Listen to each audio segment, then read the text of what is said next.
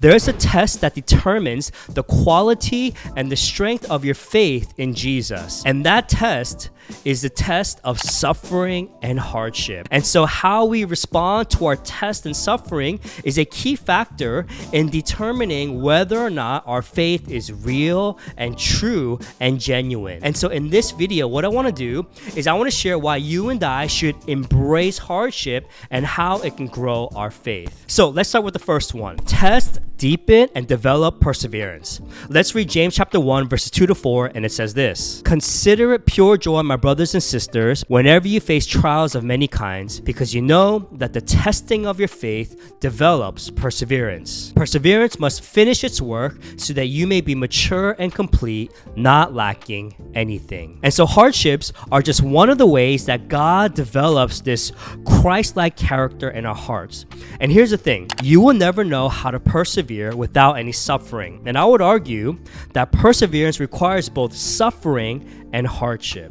There's a popular saying in our culture, and maybe you heard it before, and it goes something like this. The grass is always greener on the other side. And essentially what it means is that if something is too hard, if something takes too long, just give up and move on. And so rather than problem solving or thinking of ways to improve your situation, we give up and we look elsewhere because internally we believe that there will be something better and something far quicker and more efficient on the other side. And here's the thing. Once you go to the other side, what you're going to realize is that there are even hardships on this side.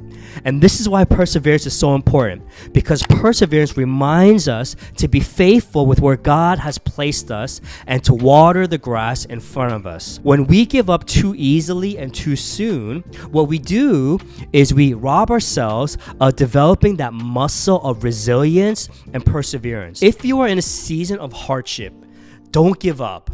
Endure and fight the good fight. Keep pressing on, because when you finish what you started, your character will be renewed and your character will be strengthened, and you will have the spirit of perseverance inside of you. Number 2, tests prepare us to help others.